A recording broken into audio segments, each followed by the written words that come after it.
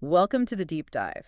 Today, we're looking into a really fascinating story from Genesis. Yes, the encounter between Abraham and King Abimelek in Gerar. It's quite the narrative. We'll be using the biblical text, focusing on Abraham's arrival, his interesting decision about Sarah, God's intervention, and how it all resolves. Right. Our aim is really to unpack what happened, why the characters acted as they did, and what this ancient story might tell us. So let's jump in. Abraham arrives in Gerar. Why the move, and what's the first thing he does? Well, he moves south towards the Negev, then into Gerar, and immediately he tells everyone Sarah, his wife, is actually his sister. And his reason. He says it himself in the text. He's afraid. He explicitly states he thinks it's a godless place and that they'll kill him to take Sarah because she's beautiful. That's his stated motivation. Okay, that fear. It really drives the plot, doesn't it? His assumption about Gerar shapes his actions. Absolutely. It suggests he perceives this new place as dangerous, maybe morally different.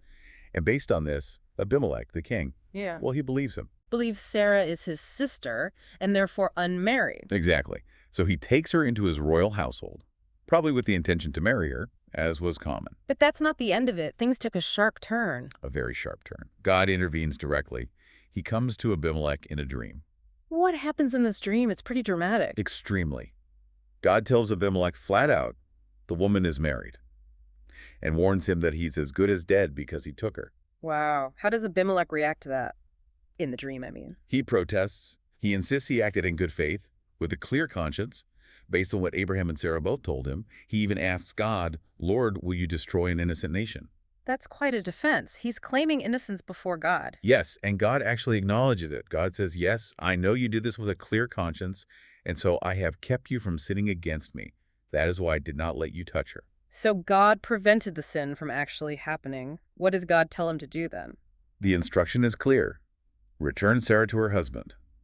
And then God identifies Abraham as a prophet. A prophet? That's significant. Very. God says Abraham will pray for Abimelech, and only then will he live. If he doesn't return Sarah, he and his whole household are doomed.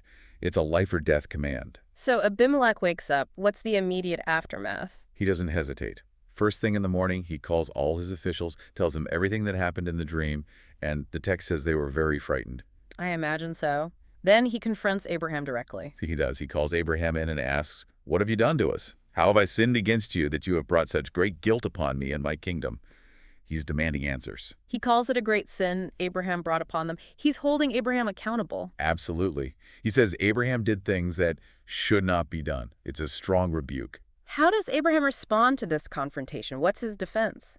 He basically repeats his initial fear. I said to myself, there is surely no fear of God in this place, and they will kill me because of my wife.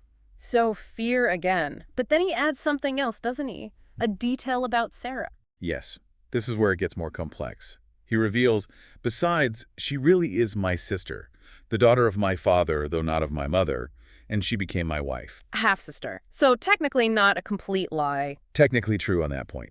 And he adds that they had this agreement way back when they started traveling that wherever they went, she would say she was his sister.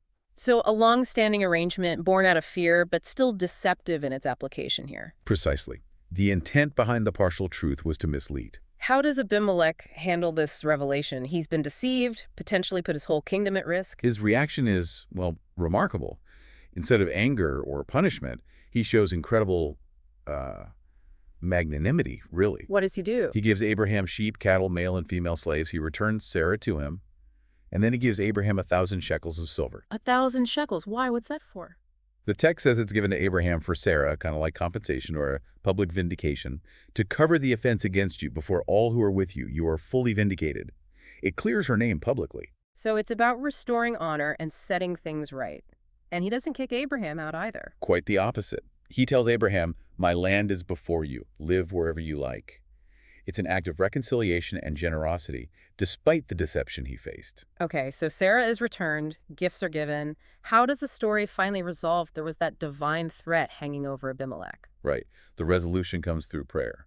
Remember, God said Abraham was a prophet. Abraham prays to God. And the prayer works. Yes. The text states, God healed Abimelech, his wife, and his female slaves so they could bear children again.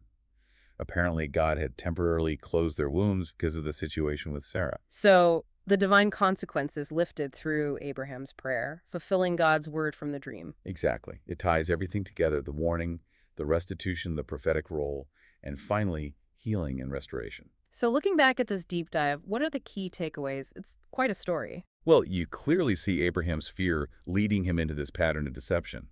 But you also see Abimelek acting with, surprising righteousness, even after being wronged, and God's direct intervention is central. Yeah, it highlights the complexities of maybe ancient customs, ideas about justice, and the powerful role attributed to divine will and communication. And how conflict, even one based on deceit, could find resolution through specific actions, like restitution and prayer in that context. It definitely leaves you thinking. Here's something to consider.